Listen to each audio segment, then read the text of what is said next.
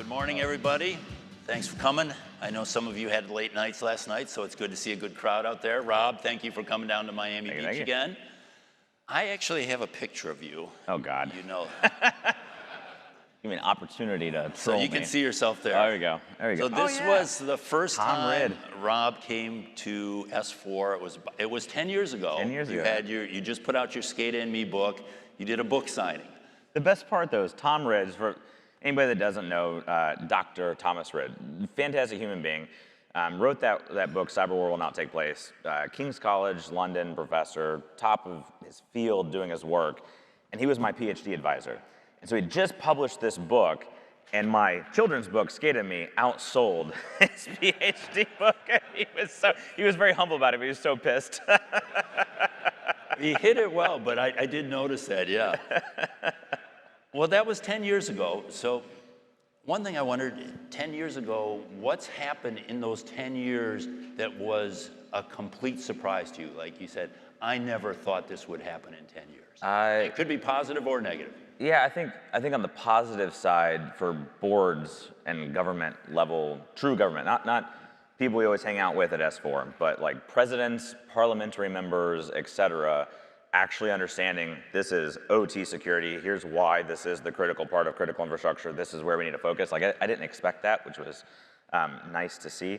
Probably on the negative side, I was always excited about the community we're building and going the direction, and I've always been surprised at the amount of internal people going, yeah, but we should just do IT. Like there was a whole lot of like in our community folks that, I don't want to say sold out, I don't want to be too harsh on the stage, but like, oh, if we just consolidate everything, we'll be okay. I was like, that was never the direction we were going. So we got to be careful not to just pretend it's all T or whatever. I think there's always going to be a place for operations and physics, and we need to respect that. Okay. Well, there's a lot I want to cover, so we're going to hop around here a little bit. Let's start with PIPEDREAM.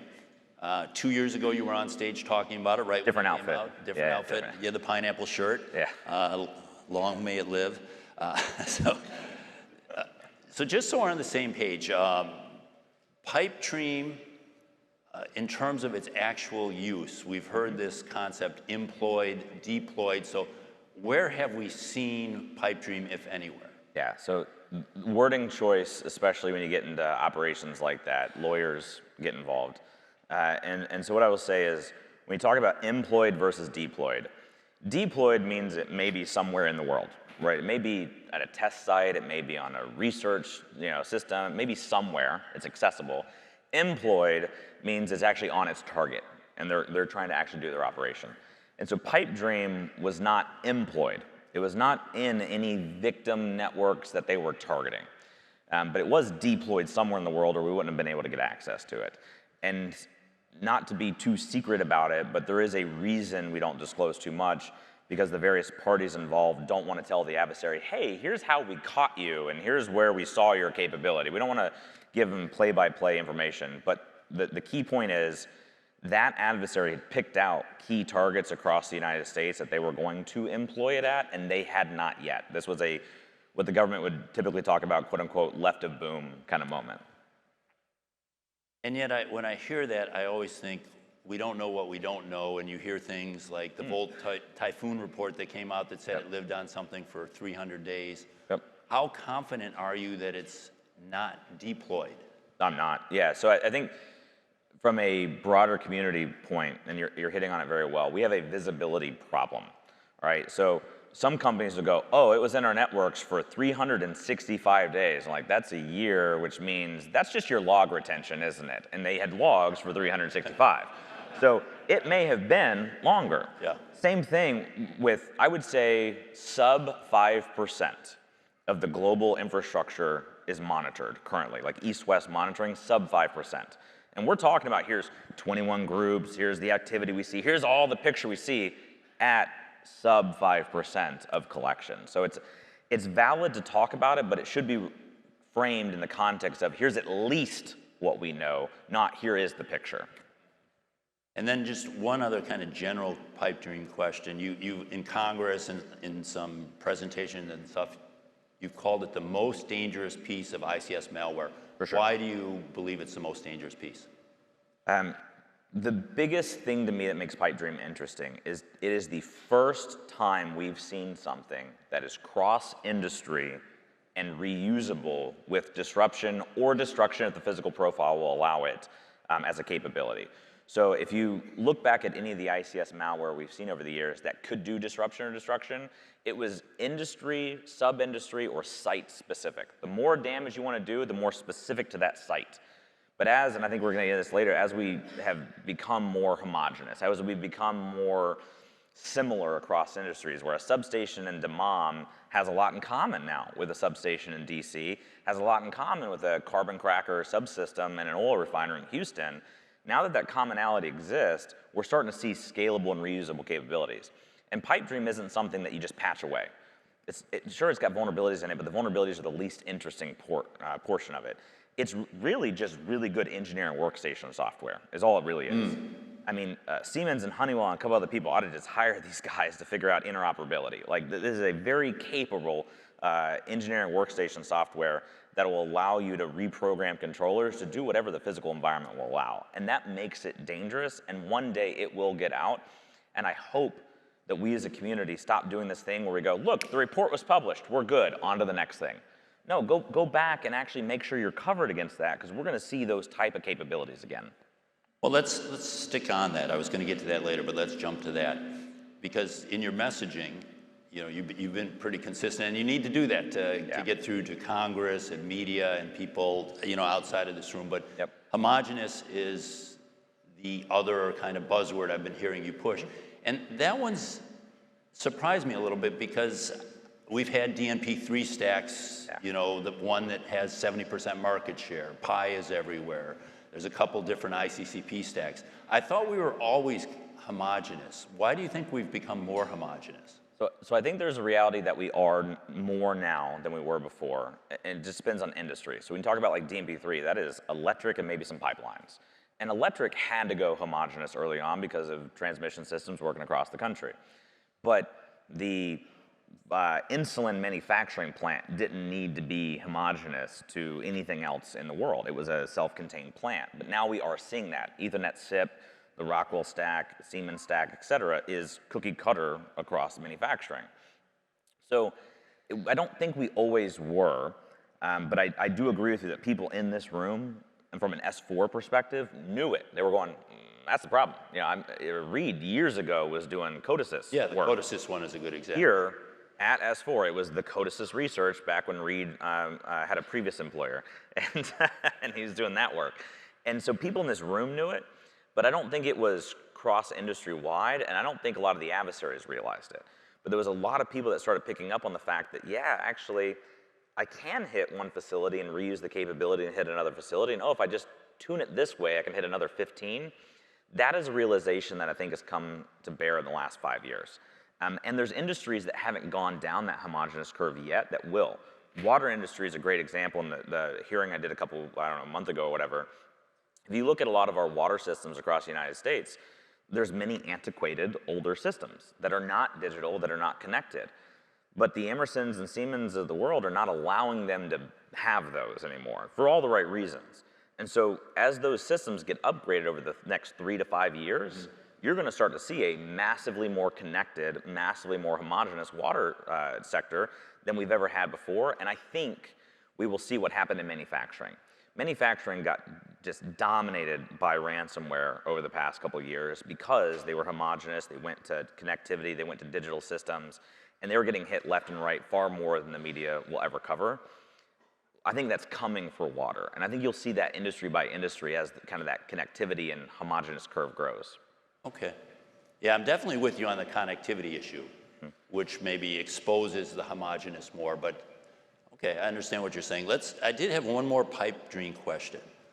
It came out 2 years ago, and now it is still the most dangerous piece of malware. Why hasn't something happened in 2 years? What should we draw from the fact that we're not seeing PIPEDREAM 2 and whatever new name you want to come up with for something new? Yeah, not really seeing good stuff come out. Yeah, seeing is definitely a portion of it, right? That go back to that 5% monitoring. We're probably not seeing a lot of things, but When I look at PIPEDREAM, that adversary that developed it doesn't need to develop a PIPEDREAM 2.0. It works. They can use it today at a site. Other states that looked at that, I think, are in their development phases. You don't build out ICS security specific talent with development capabilities, with experience and so forth in a 2-year period.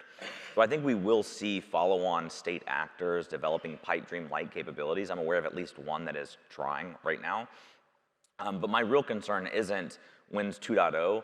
My real concern is that capability leaking out into just criminal groups. And I think, we've talked about this on the side where, like, what bothers me is not a Russia, China, Iran, US, whatever picks up a PIPEDREAM. Like, that sucks. We should all think about that. What bothers me is the criminal networks picking up PIPEDREAM-like capabilities and letting it become kind of the Cobalt Strike of attacking ICS. That's gonna suck. And I've never been the fear-mongering person. For people that have known me around the years, like, I've always been the person out in the media going, that's not how the power system works, like, calm down, you don't take it down with a phishing email. PIPEDREAM and the capability class it represents is vastly more alarming than people are anticipating. And I worry for our community of what happens when ransomware gangs start realizing they can ransom a port or a city or an infrastructure site, and how fast they'll get paid and how under the table it'll be. Like, that's not gonna be a good day. It won't be a good day for anybody. But it's not that hard. That's, again, you mentioned Reed. Reed and a couple people could create one of these. We could probably create at least 50, maybe 100, 3 or 4 people teams from the people in this audience that could create something similar. So it would almost seem more that they haven't realized they wanted it yet, or because it can't be that hard to hire 3 or 4 people with I still get skills. congressmen asking me, why not quantum encryption?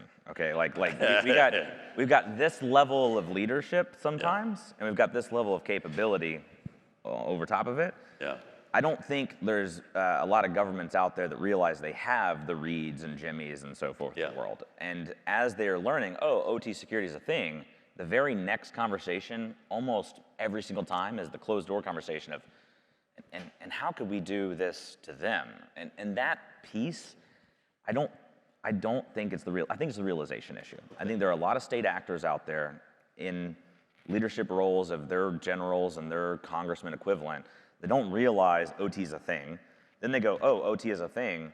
Well, could you attack it? I'm like, dude, have you not read the papers for the last 15 years? And so I think you're gonna start seeing more awareness, both in a good way and in a bad way. Yeah. So let's now move to your Industrial Cybersecurity Year in Review report.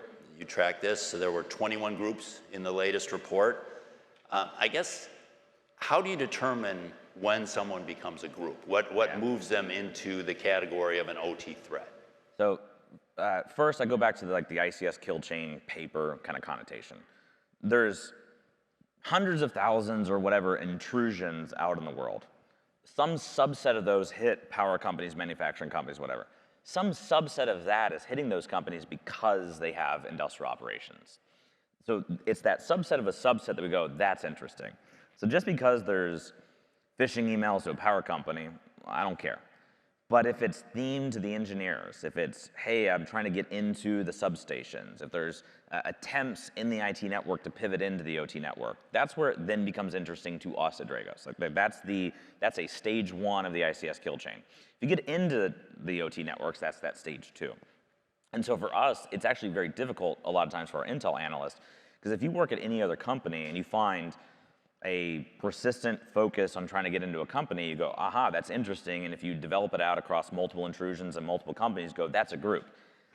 For us, it goes, yeah, it's still not interesting. It's got to be the intent portion. There's got to be an intent to get into operations. And if they can justify that there's that intent and it's tangible and we can stand behind it, then it becomes a group. But it still has to be multiple. And so I think this is the piece, sometimes you get asked about, like, why not the Cyber Avengers group or whatever hitting the Ultronics, PLCs, and the water sector? Because this is a one-time operation. So there's no reason to track a group. It'd be great for marketing and sales, whatever, but it's not authentic. It's not really a group. It was a one and done. But if we see a VOLTZITE or a Volt Typhoon type group going, I'm going to hit this company and this company and this company, Then there's a sustained operation to say, oh, we should be telling people to learn from this because you can extract knowledge and do something with it, which is the point of Intel, not indicator feeds and whatever. It's, can we give you knowledge about something that's going to change your behavior? And so if there's sustained operations and it's sort of defensible that it is focused on industrial, then we'll say that's a group. It's interesting you use the word change your behavior. And I saw this in the briefing, I saw this in the report. The recommendation was to do the SANS 5 critical controls. So yeah, I know the guy that wrote it. It was good. You get all this information. It's like, okay, you gave me all these details about all these bad adversaries doing these things, and you're saying, do the basics. Yep. So why do I need to know about these people? You don't. Okay, so if you are starting your ICS security program, you don't need Intel. There's nothing that you need.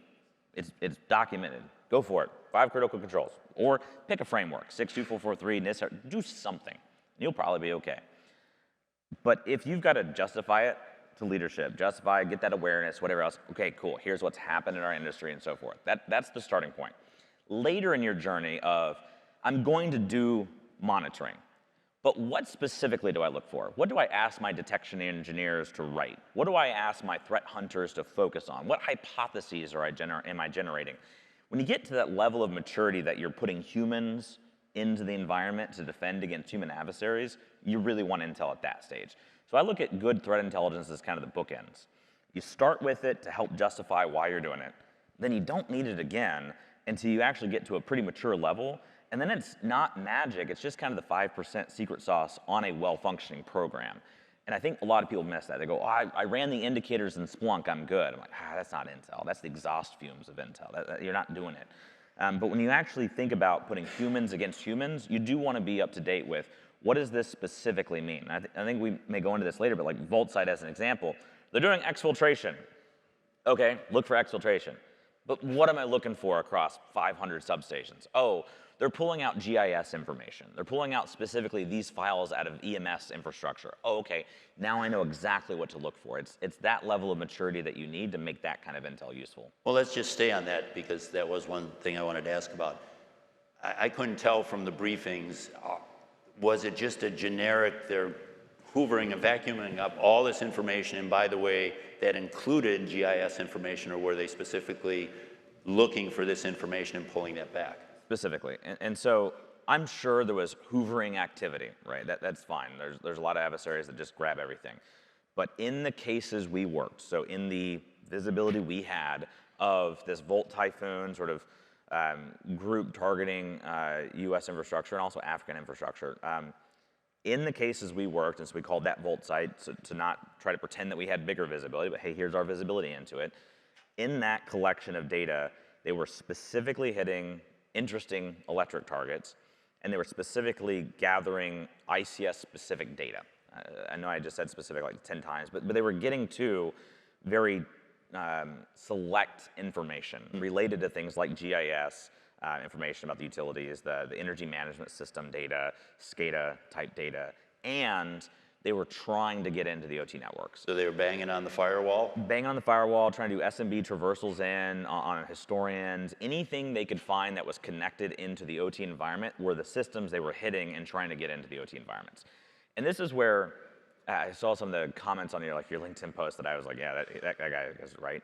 Where they're like, Dragos said it wasn't in OT networks. No. Dragos said it wasn't in the OT networks of the places we saw, and there's a bias. The type of people that are already coming to us for our tech or our services are pretty mature. Yeah. They're on that maturity curve pretty high. There's a whole heck of a lot of people that are like, what do you mean ICS is a thing? I'm not saying those people didn't have it in their ICS networks. Yeah. I'm saying of the people who were following the recommendations we talked about over the years, they had a defensible environment and they were winning, which was awesome. There's too many people that go, oh, state actors, if they really want you, they can get in. Like, what kind of just excuses are we making as a community? That's not true. We had a mid-sized electric utility, that had a really decent, sophisticated state actor trying to get into their operations that couldn't because they were doing the basics. That's phenomenal. Like, take the win. Like, that's a really good case study. You can win. Defense is doable. If you don't do it, You just hire the consultant to come in and give you a PowerPoint that shows a FICO score in green on a KPI slide, yeah, you're getting screwed. But if you're actually doing the real work, you can win. One of the things you wrote in the report is the concern is the targets they picked are very strategic targets. I don't know if you said that or wrote that, related to VOLTZITE and Typhoon. And I was like, well, of course. Why would you not pick strategic targets? I assume we're picking strategic targets. It's just, isn't this the state of the play in the world right now? I'm assuming the US is trying to prepare for the day when they might want to push the button and do something. So I was a little surprised on the shock that it wasn't so much in your congressional hearing, it was one with Jen and General Nakasone and the gentleman from the FBI. They were like, we're just shocked that these people are trying to get into their network and succeeding. I just kind of thought that's the state of play today. Yeah, I think it's important to delineate when we talk 21 groups, which ones are smash and grab versus ones that are showing that they understand where they're targeting. That's a useful delineation to defenders. At a strategic level, and what you're talking about, like a congressional hearing, it's not shocking, and it really shouldn't be overstated. So, and this is where you've called it out before, and I appreciate it, and I've been on the offensive side, so I'm happy to kind of reiterate. The idea that this is a China and Russia problem is stupid, all right? Every state actor worth their salt, including the US, is targeting industrial infrastructure. And there was a point in time when the US wanted to be on the hill, the shining light, to say, we would never. How dare you target civilian infrastructure? And then I can go to the scoreboard and go, we've done it a couple times. And so you can't sit there and like clutch the pearls and go, I can't believe they're doing exactly what we've been doing for the last 20 years. Like, you can't have that conversation. So when government officials come out and act shocked, I think it's hypocritical. When the industry comes out and goes, you shouldn't be targeting civilian infrastructure, I think that's a defensible position. So when a lot of times I've said, like, if you're not welcome in, get out. Like, there is one class of people that we talk about that target civilian infrastructure, and we just call them assholes. Like, if you're targeting civilians, you're wrong. I don't care what country you're from. Like, you are wrong. But we're the good guys. So says everybody in history. If you are targeting civilian infrastructure, you are wrong. Don't pretend we don't do it.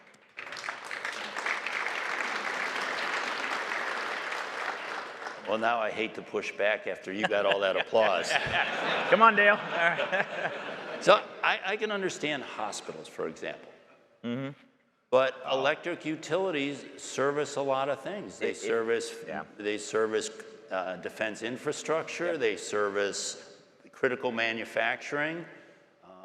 You take out the water, you really affect someone's ability. So is that civilian infrastructure? Yes. All right. So I was in the military, and there's going to be somebody here that was non-Air Force that goes military light, but Air Force still counts. All right. And on a military basis, when you sign up and you get in uniform, even if you never get in harm's way, they tell you in the beginning, you're signing a check up to and including your life, all right? And you know you're in uniform and that's the job I'm taking. And I never hated anybody that shot at anybody of us or anybody, like that was the game. You knew what you were doing. You knew what you signed up for. We are a volunteer force in this country. It's okay.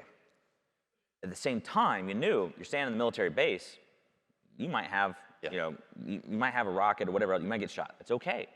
But that substation engineer did not sign up for that, and it is civilian infrastructure. So the idea that, oh, well, it's serving a military base, if you extend it out to the N+1, you can justify anything.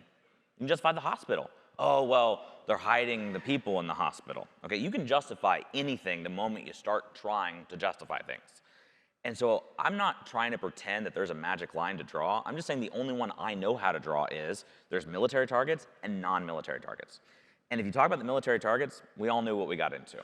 But if you're talking about people who didn't sign up for that check, didn't sign up to put on that uniform, they got to be off limits. And you can't tell. I remember the day I knew I was getting out of the military. So I spent most of my time on the defensive and intel side, which people would call offense, but not under Title 10 considerations.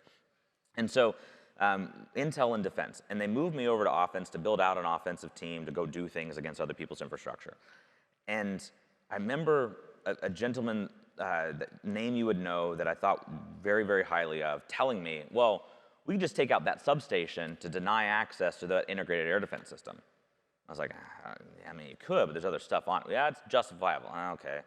When you're done, turn it back on. I'm like, what? It's not a fucking light switch. Like, what are you talking about? Like, and so for that level of, and I truly believe the U.S. to be a true superpower of expertise and insight and capability. For that level and that individual who I thought highly of to have no idea about the capabilities we were employing and what actually effect were, tells me that the other team definitely doesn't know. And so I'd rather draw a line to go, none of y'all are mature enough to even have this conversation, so stay out. Like, just go drop the bomb. Like, what are you gonna do? You're gonna go to a capability developer and say, I'd like to target that manufacturing site or that substation or whatever. Okay, I need 18 months and a team of 30 people and $20 million, and okay, that's what we're gonna do. You go to the pilot, and what he's gonna say? He's gonna say, shit, man, I need about 6 hours to sober up, and then I can do it. Go to that guy, all right? Just use the capabilities we have to hit military targets. Stop this N+1 crap. Okay. I don't know how persuasive that'll be. Oh, no, they won't listen, but I'm happy to stand on my moral high ground and still do the investigation. Sure. That's another reason we don't do attribution. People are like, would you detect US teams? I'm like, we don't do attribution, so how would I know they're a US team? So I'm happy to kick everybody out. Well, I'm sure the Chinese and Russians have names, maybe not as maybe I used to be the fat panda or something. I don't know. Yeah. One other thing from the report that caught my attention, and I don't know how you pronounce it, Laurinite? Laurinite, yeah.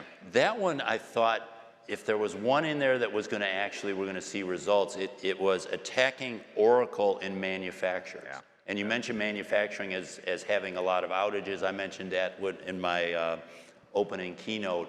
I could see if they took out Oracle in manufacturing, that would cause some manufacturing outages. Massive. Are you seeing anything there, or is it just kind of pre-staging? Pre-staging. And so we're not seeing anything to do effects yet. But it's so funny that, you know, years ago when we were on the stage 10 years ago, the idea that there was a group targeting industrial specifically and getting access would be like, oh, that's big news. Nowadays, it's the 15th page in the report of, oh yeah, and here's another one. It's like, yeah, that's fine. It's like, nah, it's really not. Like, that group is doing some interesting things to get access to manufacturers at the right systems in the right locations. And your ERP type system or your SAP type system is critical to manufacturing. Like, it's critical to the MES. It's critical to being able to do any actual order fulfillment, tasking, et cetera, and they're sitting on those boxes. And so the only difference between it being the first page in the report and the 15th page is, did they actually want to do something? And I would hope we as the defense community would go, I don't want them to have the option, you know, but right now we're giving a lot of adversaries the option to do things, and until they do it, we don't want to pay attention to it. Yeah. And I don't think that's a winnable strategy. Yeah. And you weren't here, but that in that like the API 754, that would be a tier 2 event. They would have access to do things. They just had chosen not to do it yet. I wrote a Little Bobby comic years ago off of a Tim Conway conversation, which is probably about how most of them happen. And it was on the NERC SIP reporting, and there was Spetsnaz, you know, groups outside the substation crawling into it. And there was 2 engineers, and the one engineer's like, what are you doing? He's like, wait. And they crawl in, crawl it over, wait. Crawl in, wait, and then it blows up and he goes, okay, you got 1 hour to report it. You know, like you probably ought to do a little bit more proactive work sometimes. Well, the last thing, we don't have too much time left, but I might go over a little bit for this. I can't be on stage and not mention metrics. People are always telling me, give up with the metrics, but. I like metrics. That's how you know you became a real CEO. It's like, I like KPIs. Yeah. One of the things, though, we've seen a push for detection, right? Dragos has a product that does detection, so do, you know, Nozomi, Clarity, a variety of others have products that do detection. Just keep mentioning everyone else's name, that's fine, Dale. Go ahead. Dragos. Yeah. Just to be fair. But you're the epitome of fair, Dale. Yeah. So the thing is, I think I shouldn't say everyone, but most people agree that detection is needed. Yeah. I don't think that's. I think in this audience, yes. Yes, I don't think there's too much dispute in that. Yep. But it's how much detection and how do you say I should keep spending more money on detection? Like, I could just monitor my firewall logs, that's detection, right? Yeah. for people banging against my firewall. Yeah. Or I could put in this system, and I could put it in here, or I could put it in everywhere. Yep. And I could have analysts or not have analysts. How should an asset owner measure whether they're getting a return on their investment in this kind of product? I like, so I won't go down the zero trust buzzword crap, but I will use a buzzword to say, like, it should be risk-based, okay? There should be a conversation of what capabilities do we want to have. As an example, if you're a public company, you have a material event, you declare a material event, you're filling out an 8K for the SEC today, okay? 8K and 10K filings in the SEC to talk about how you worked through the investigation, what you did. If you find that there are sites in your company, if you're a public company, if you find that there's sites in your company where it could be material, that site would go down, and you find that you can't fill out the 8K because you actually didn't invest in collection of data and logs, whatever else, that's a glaring, oh, we don't have a capability to do what we're legally obligated to do. So that's like one end of the spectrum. You should have saved that for my favorite metric tomorrow. You could have won a free ticket to S4. Whew. All right, yeah, so the next side of that spectrum is people that go, I've got monitoring. I showed up to a board meeting of a company and it was real awkward where, and I'll try to abstract some of the details, but they're a Dragos platform customer, and the CISO stood up to the CEO and the board and like, we are taken care of because we have Dragos. And now I would never say you should ever depend on a tech stack to be your savior anyways, but what I knew was they had deployed us at 1 out of 200 substations. That's the other end of the spectrum of you don't actually have coverage. So somewhere in between monitor all the things and monitor north-south traffic out of 1 substation is the right answer, and the right answer should be informed on what capabilities do we need to deliver. You can get into the how do I test the detections and purple teaming and all that stuff later, but do you have the capability to do root cause analysis at the sites that are critical to your company? It's going to be north of 25% of your sites. If you're sitting there going, we don't have any critical sites, well, you shouldn't be in business, okay? You've got something to protect, or you shouldn't be in business. And if you have something to protect, it's probably north of 25% of your sites. Somewhere between 25 and 75 is probably going to be about the answer. And in those sites, do we have the ability to do root cause analysis? And what I mean by that is there are a lot of infrastructure sites in this country and around the world that if an explosion happened, a site went down, a plant tripped, whatever, you would not be able to determine was it cyber or not. Forget what actor it was and how, you couldn't determine was it cyber or not. And if you're sitting at a board of directors or a CEO of a company and can't even determine why or what happened, all your response is gone. Whether it's government, private sector, filings or not, you don't have any choice anymore. And if that's where you sit, you've got to invest in the ability to deliver capabilities. Not, we have a 76% detection score. Stop, you don't have the capability yet. So I want companies to know, do you have the capability to do what you need to do at the sites that are important to your company? Then let's talk about the metrics and things underneath that. But if you're sitting in a place where you don't even have the ability to determine if it was a squirrel, cyber, or God, like you might need to invest. Okay, thank you. And with that, I want a big round of applause for Rob. Thank you for coming. Thank you guys. Thank you very much.